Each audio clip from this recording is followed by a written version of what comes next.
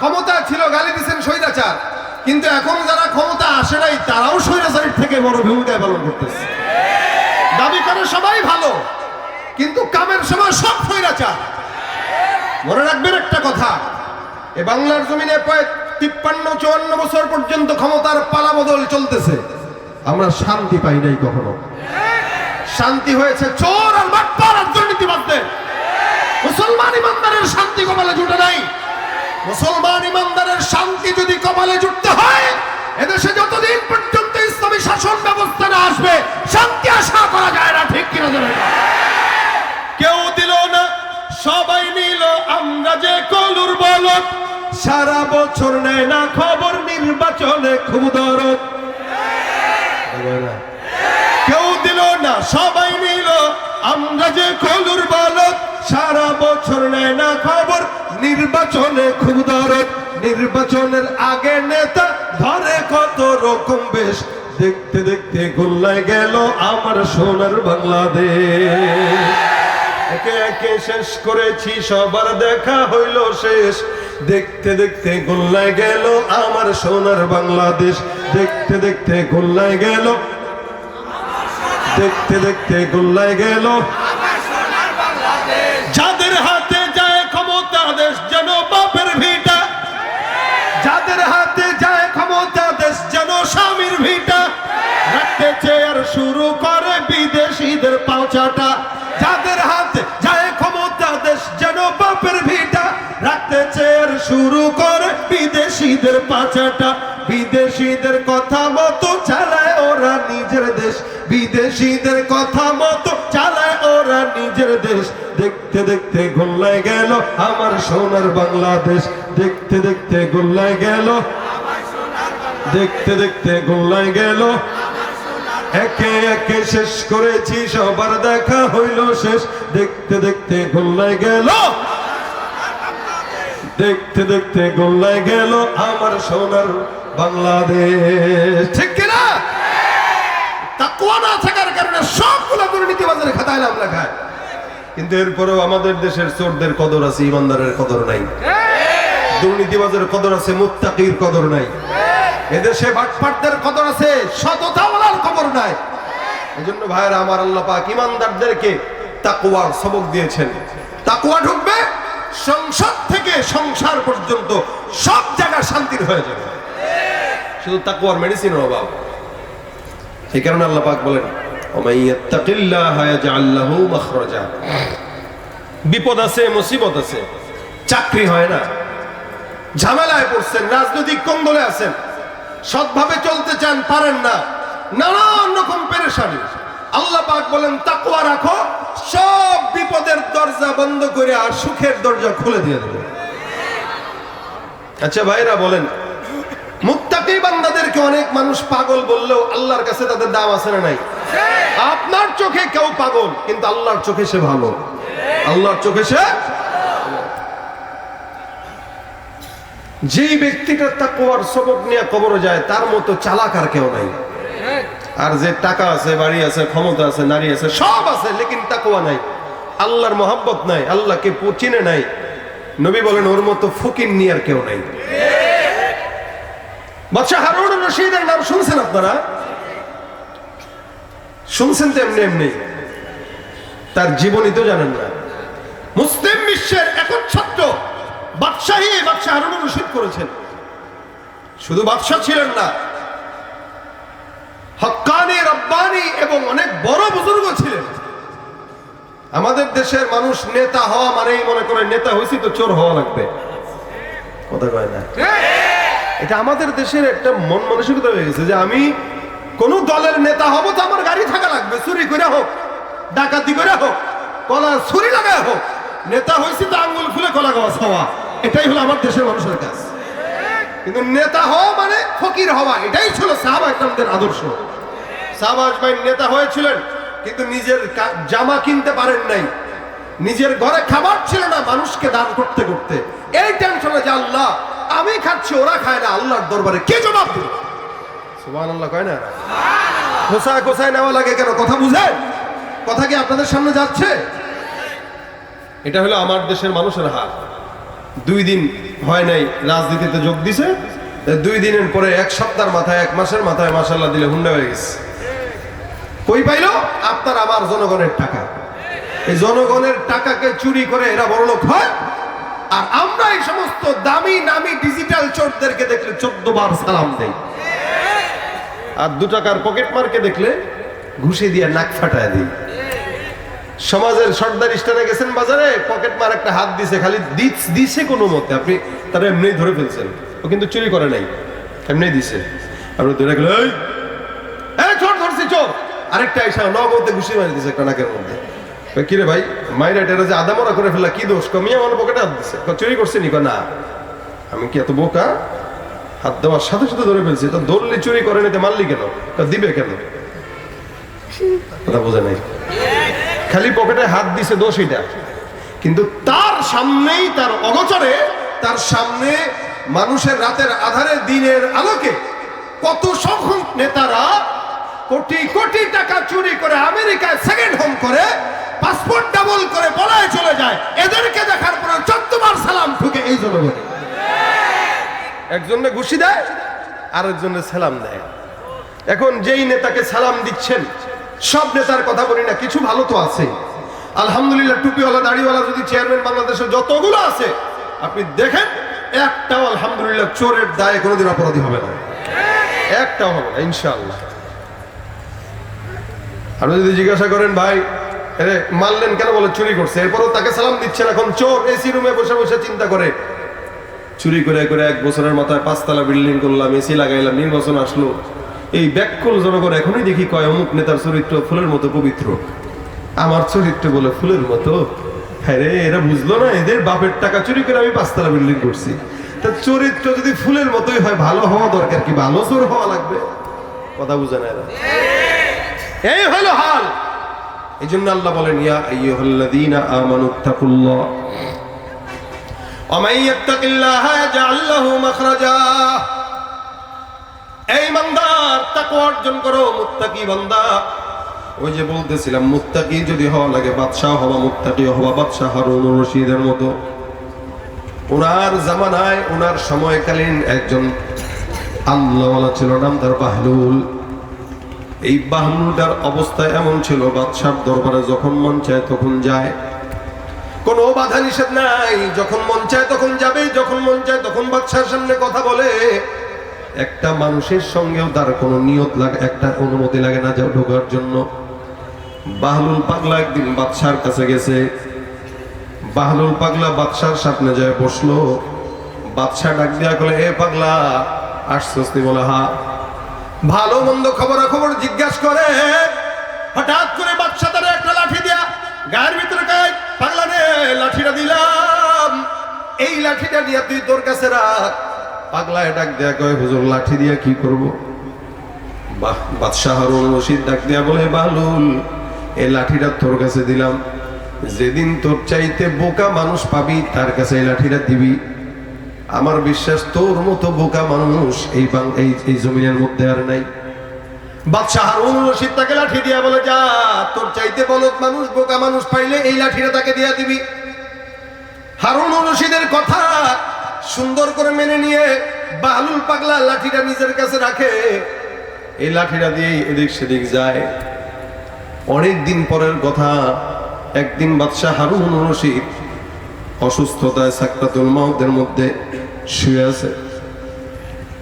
এমন একটা অবস্থা, মনে হয় মৃত্যু আসবে আসবে ভাব। এদিক দিয়া বাহলুল পাগলা সুন্দর করে বাদশার খবর শুনে আসলো। সে ডাক দেয়া কয়, বাদশা নামদার কি অবস্থা, শরীর ভালো নেই? দেখোস না শরীর খারাপ?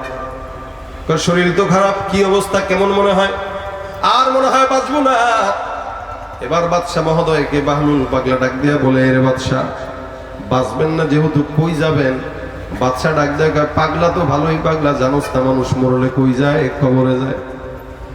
বাহলুল পাগলা ডাক দেয়া বলে, বাদশা সফরটা তো কবরে, কেউ আগে আসে কেউ পরে আসে, কেউ আগে যায় কেউ পরে যায়। জমিনের মধ্যে আসার সিরিয়াল, যাওয়ার সিরিয়াল নাই। আপনি জমিনের মধ্যে আগে আসছেন, যাবেন আগে, এরকম নয়। আগে আসছেন, আপনার বাচ্চা আগে পরে আসছে, এমনও তো হতে পারে আপনার সন্তান আপনার আগে চলে গেছে। তবে সফরটা কোন জায়গা? আর বলে কবরের সফর। বলেন তো কবরের সফরে যাওয়া লাগবে কি লাগবে না? আপনি যাবেন, আমি যাব, মনে হয় নেতা যাবে না। এই দুনিয়াতে সব বিষয়ের উপরে মতানৈক্য, মৃত্যুর উপরে কোনো মতানৈক্য নাই। প্রত্যেকটা মানুষ মরণশীল, আল্লাহ পাক সবাইকে মরণ দেয়। বাহলুল পাগলা ডাক দেয়া বলে, যে সফরের মধ্যে যাবেন ওই সফরের জন্য সৈন্যবাহিনী পাঠাইছেন নাকি? বাহলুল পাগলা ডাক দেয়া কয়, সৈন্যবাহিনী পাঠাইছেন। বাদশাহ হারুন রশিদ বলে, পাগলা, পাগলামি যায় নাই, বোকামি যায় নাই। কবরের সফরের মধ্যে সৈন্যবাহিনী কিসে? বলে কে? কবরের সফরটা কয়দিনের? বলে চিরস্থায়ী। চিরস্থায়ী সফরের মধ্যে যাচ্ছেন, সাপ বিচ্ছুর জায়গা, ও জায়গায় যাবেন, আপনার সৈন্যবাহিনী নাই। এই কয়দিন পর আপনি যে খাবেন, খাওয়ার জন্য কিছু পাঠাইছেন? বলে না না, খাবারের জিনিস পাঠাই নাই, সৈন্যবাহিনী পাঠাই নাই। পাগল, কবরের জগতে বান্দা খায়ও না। তুই কবে বুঝবি? পাগলা এখনো পাগলামি করে যাস, বোকামি করে যাস। বাহলুল পাগলা ডাক দেয়া বলে, বাদশাহ হারুন, আপনি আমারে পাগল বললেও বোকা বললেও, আপনি যে লাঠিটা আমার কাছে দিলেন, লাঠিটা আমি আপনার কাছেই ফেরত দিতেছি। আপনি সেদিন লাঠি আমার হাতে দিয়া বলছিলেন, যা তোর চাইতে বোকা কেউ পাইলে এটা ফেরত দিয়ে আসিস। আজকের এই জায়গায় আপনার সঙ্গে কথোপকথন আমি বুঝলাম, আপনি যে এই জমিনের ভিতরে এখন আছেন, এখান থেকে কবরের জগতে যাবেন। ওখানে যে যাবেন, ওখানে সৈন্যবাহিনীও পাঠান নাই, খাবারের জিনিস পাঠান নাই, আসবাবপত্র পাঠান নাই, তবে কি নিয়ে যাবেন? বাদশা ডাক দেয়া কয়, দেখ খোলা হাত দুইটা আছে, এই হাতের মধ্যে জান্নাতে যাওয়ার উসিলাও তো আমি নিতে পারি নাই মনে হয়। বাহলুল পাগলা ডাক দেয়া বলে, আরে বাদশাহ, জমিনের মধ্যে সাময়িক কোন জায়গায় যাওয়ার জন্য যদি রওনা হন, তাহলে বিশাল বড় সৈন্যবাহিনী নিয়ে রওনা হয়ে যায়। খাবারের রসদ টসদ নিয়ে 1 মাস আগে এগুলো পাঠানো শুরু করে দেন। অথচ আপনি কবরের যাত্রী, কবরের সামান নিয়ে যাবেন, কিন্তু কবরের ভিতরে সামান তৈরি করেন নাই, সৈন্যবাহিনীও পাঠান নাই, খাবারও পাঠান নাই।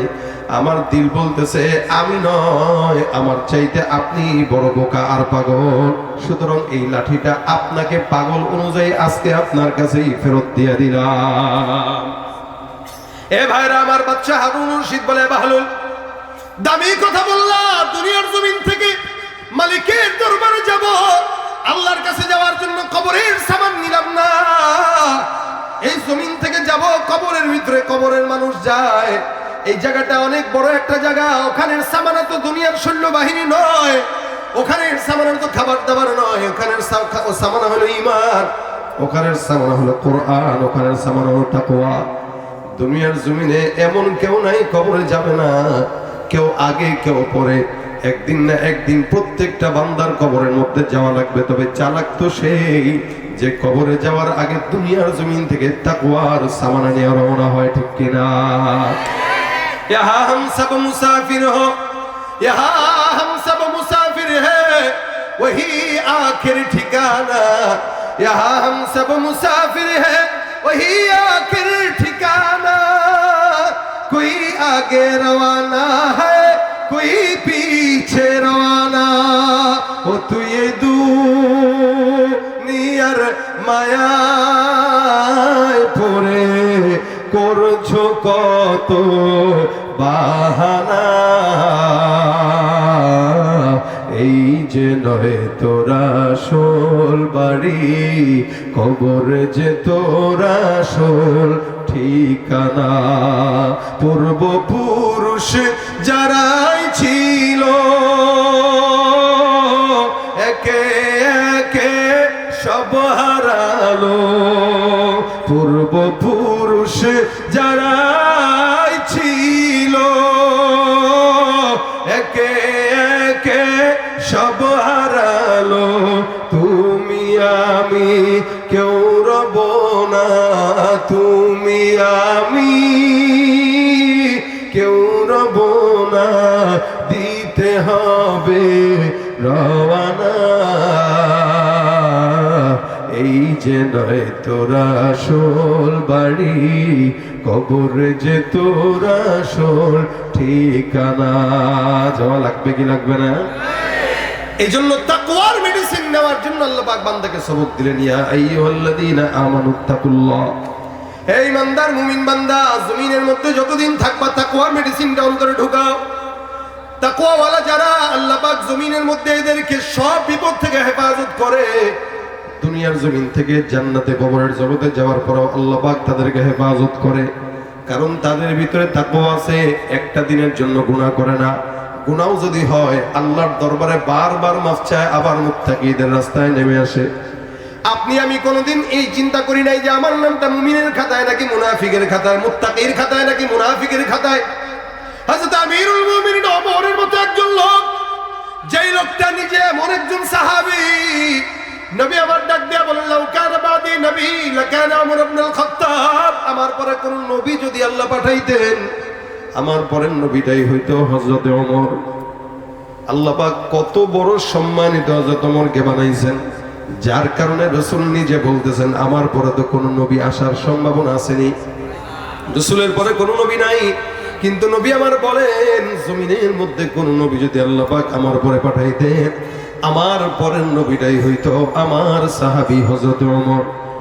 এই আমিরুল মুমিনিনটা কত বড় একজন আল্লাহওয়ালা, আল্লাহওয়ালা বুজুর্গ সাহাবী, যাকে আল্লাহ পাক রব্বুল আলামিন জমিনের মধ্যে জান্নাতের সুসংবাদ দেয়। প্রত্যেকটা সাহাবী জান্নাতি। নবী করিম সাল্লাল্লাহু আলাইহি সাল্লামের কবরের পাশে এখনো শোয়া। আমিরুল মুমিনিন অর্ধজাহানের খলিফা হওয়ার পরেও টেনশন করে আমার নামটা কি মুত্তাকির খাতায় নাকি মুনাফিকের খাতায়। সুবহানাল্লাহ। কোনদিন কি টেনশন করছি নাকি যে আমার নামটা কি মুমিনের খাতায় নাকি মুনাফিকের খাতায়? আমি কি আল্লাহর দরবারে মুত্তাকিদের কাতারে আছি নাকি? এই জন্য মুসলমান মুত্তাকি নিজে না হতে পারলেও আল্লাহওয়ালা মুত্তাকি যারা তাদেরকে মহব্বত করব। তাও তো বলা যায় উহিব্বুস সালিহিন ওয়ালাস্তু মিনহুম লাআল্লাল্লাহা ইয়ারযুকুনি সালাহা। আল্লাহর দরবারে বলতে পারবেন, আল্লাহ জমিনের মধ্যে আমি নিজে মুত্তাকি না, কিন্তু মুত্তাকিকে মহব্বত করতাম। জমিনে আমি আল্লাহওয়ালা না, আল্লাহওয়ালাকে মহব্বত করতাম। জমিনের মধ্যে আমি ইমানদার না, ইমানদারকে মহব্বত করতাম। আমি নামাজ তেমন পড়ি নাই, নামাজকে মহব্বত করতাম। হাফেজে কোরআন হতে পারি নাই, হাফেজে কোরআনকে মহব্বত করতাম। জাকিরিন হতে পারি নাই, কিন্তু জাকিরিন ওয়ালাদেরকে মহব্বত করতাম। আবার আল্লাহ পাক রব্বুল আলামিন ওই যে আলেমদেরকে রব্বানি হাক্কানি আল্লাহওয়ালা মুত্তাকিদের সঙ্গে মহব্বত থাকার কারণে মাওলা তুমি তাদের সঙ্গে জান্নাতে পিস পিস যাওয়ার তৌফিক দান করে দিও। এ ভাইরা আমার, এই কারণে প্রত্যেকটা বান্দার জন্য উচিত মুত্তাকিদের সঙ্গে থাকা। আমার আল্লাহ বলেন, ইয়া আইয়ুহাল্লাযীনা আমানুত্তাকুল্লাহা ওয়া কুনু মা'আস সাদিকিন। জমিনের মধ্যে তাকওয়া অর্জন করো মুমিন, আর সৎসঙ্গী যারা, বন্ধু যারা, আল্লাহওয়ালা যারা, ইমানদার যারা, চলতে যদি হয় বাটপারের সঙ্গে নয়, দুর্নীতিবাজের সঙ্গে নয়, কাফেরের সঙ্গে নয়, বন্ধু করবা না, আল্লাহওয়ালাদের সঙ্গে বন্ধুত্ব করবা। আমার দেশের মুসলমান ঘরের সন্তানেরা মুসলমান হওয়ার পরে ইহুদি নাসারা নাস্তিক মুরতাদদের সঙ্গে বন্ধুত্ব করে, ঠিক কিনা? আল্লাহ নিষেধ করেছেন স্পষ্ট, খবরদার লা তাত্তাখিযুল ইয়াহুদ ওয়ান নাসারা আউলিয়া। ইহুদি নাসারা মুশরিক মুনাফিকদেরকে বন্ধু বানানো যাবে না। কেন? তারা তাদের বন্ধু, মুমিন মুমিনরা বন্ধু, কাফের কাফের বন্ধু, বাটপার বাটপারের বন্ধু, চোর চোরের বন্ধু। কোন মুমিনের সঙ্গে চোরের বন্ধুত্ব থাকতে পারে না। কোন মুমিনের সঙ্গে আল্লাহওয়ালার বন্ধুত্ব থাকতে পারে? কোন মুমিনের সঙ্গে চোরদের বন্ধুত্ব থাকবে না। কোন ইমানদারের সঙ্গে দুর্নীতিবাজের বন্ধুত্ব থাকবে না। আল্লাহওয়ালার সঙ্গে নাস্তিক মুরতাদদের বন্ধুত্ব থাকতে পারে? এই জন্য মুসলমান, আল্লাহ পাক বলেন কুনু মা'আস সাদিকিন, সত্যবাদী যারা, সৎসঙ্গী যারা, এদের সঙ্গে সম্পর্ক লাগায় দাও। আমি আল্লাহ পাক রব্বুল আলামিন ওই সৎসঙ্গ বান্দাদের সঙ্গে থাকার কারণে ওদের পিছে পিছে তোমাকে জান্নাতে যাওয়ার সুযোগ করে দিব। সুবহানাল্লাহ। আমিরুল মুমিনিনের মতো একজন আমিরুল মুমিনিন, এত বড় আমিরুল মুমিনিন, খলিফাতুল মুসলিমিন হওয়ার পর এরপরে টেনশন, নামটা নাকি মুমিনের খাতায়, মুত্তাকির খাতায় নাকি মুনাফিকের খাতায়। একদিন বালিশের সঙ্গে মাথাটা লাগায় চিন্তা করেন তো, আমি নিজেও তো একজন ইমানদার নিজেকে দাবি করি, কিন্তু কতটুকু মুমিন হতে পারলাম, কতটুকু মুত্তাকি হতে পারলাম? নিজে প্রত্যেকটা দিন গুনাহ করি, গীবত করি, শিকায়াত করি, পরনিন্দা করি, প্রতিহিংসা করি, আরেকজনের পিছনে লেগে থাকি। একসঙ্গে বসলে গীবতের অভাব নাই, শিকায়াতের অভাব নাই, পরস্ত্রীকাতিরতা, হিংসা, এমন কোন অন্যায় নাই যেগুলো আমাদের মধ্যে নাই, ঠিক কিনা? জোরে কর। মুসলমান দাবি করে, গুনাহ করে, মুসলমান দাবি করে, সুন্নত মানে না, মুসলমান দাবি করে, নামাজ পড়ে না, মুসলমান দাবি করে, রোজা রাখে না। আমার রব্বুল আলামিন ডাক দিয়া বলেন, ওয়া মিনান নাসি মান ইয়াকুলু আমান্না বিল্লাহ ওয়া বিল ইয়াউমিল আখির ওয়া মা হুম বিমুমিনিন। যারা নিজেরা মুমিন দাবি করে, আমি আল্লাহ বললাম এরা মুমিন নয়, এরা হলো ভণ্ড। মুসলমান আমিরুল মুমিন ডাক দেয়া কয়, আমার নামটা কি মুমিনের খাতায়, মুত্তাকির খাতায়, নাকি আল্লাহওয়ালার খাতায়, নাকি কাফের আর মুনাফিকের খাতায়?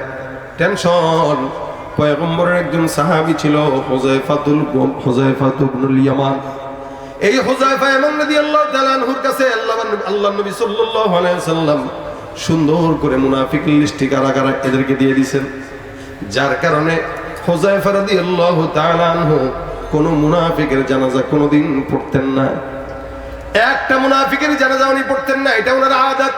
মুনাফিকের জানাজা পড়বে সমাজের নিকৃষ্ট মানুষরা, সাধারণ মানুষরা। কোন আল্লাহ ওয়ালা বুজুর্গ আলেমদের মুনাফিকের জানাজা পড়বে না। বর্তমানে যদি এই আইনটা থাকতো, তাহলে এই সমাজের আকসার মানুষের জানাজা কোন আলেমরা পড়তো না। ভাইরা আমার খুব বুঝবেন, আমিরুল মুমিনিন আমার চিন্তা করে, আল্লাহ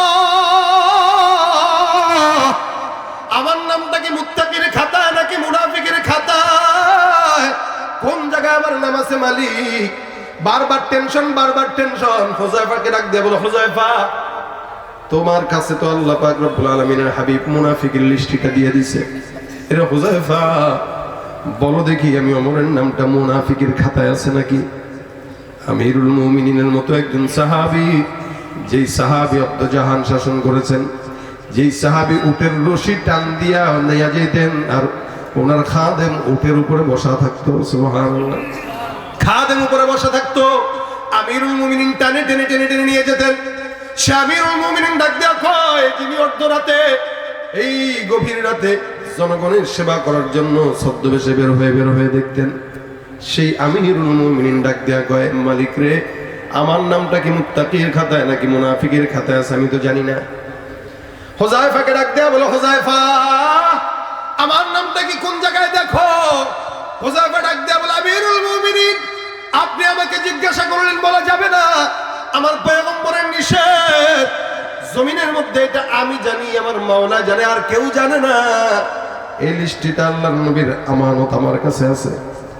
আমিরুল মুমিনিন হিসাবে এটা জানার জন্য জোর জবরদস্তি করা, এটা ওমর রাদিয়াল্লাহু তাআলা চাইলে পারতেন, কিন্তু হযরত ওমর করেন নাই। ডাক দেয়া কয়, ভাই বলবা না? কয় রাসূলের নিষেধ আছে। আমিরুল মুমিনিন বাসায় যায়, যে পেরেশানিতে ঘুম আসে না, বারবার টেনশন করে, আর টেনশন মাথার মধ্যে, বালিশের নিচে, বালিশের উপর মাথা দিয়ে ভাবে আর করে, আল্লাহ 3 দিন হয়ে গেল, 3টা রাত পার হয়ে গেল, আমার পেরেশানিতে ঘুম আসে না। আমার নামটা কি যদি মুনাফিকের খাতায় থাকে, আমি ওমরের জাহান্নাম ছাড়া উপায় নাই। আমার নামটা যদি মুত্তাকির খাতায় থাকে, আমার কোনো খুশির খবর নাই। আল্লাহ পাক রব্বুল আলামিন আমার নামটা কোন জায়গায় দিয়েছে, এটা মালিক ছাড়া, হুযায়ফা ছাড়া কেউ জানে না। আমিরুল মুমিনিন কখনো কখনো বলতেন, এর জান্নাতে যদি যাওয়া লাগে আমি ওমর যাব, আবার যদি জাহান্নামে কেউ পড়া লাগে আমি ওমরই জাহান্নামে যাব। দেখেন ইমানের কত বড় পাওয়ার। এত নেক করতো, নিজের প্রতি এত কনফিডেন্স ছিল যে বলতো, জান্নাতে যদি দেওয়া লাগে আমাকেই দেওয়া লাগবে, আবার গুনাহের কারণে জাহান্নামে যদি যাওয়া লাগে আমি ওমরই জাহান্নামে যাব। না গুনাহ না নেককার, যার কারণে আল্লাহওয়ালা এই সমস্ত সাহাবায়ে কেরামরা জান্নাতের গ্যারান্টি পেয়ে গেছে। সুবহানাল্লাহ। 2-3 দিন ঘরে পার হয়ে গেল, খাবার নাই, ঘুম নাই, টেনশন। হঠাৎ করে একদিন গভীর রাতে হুযায়ফার বাসার সামনে যায়, দরজার ভিতরে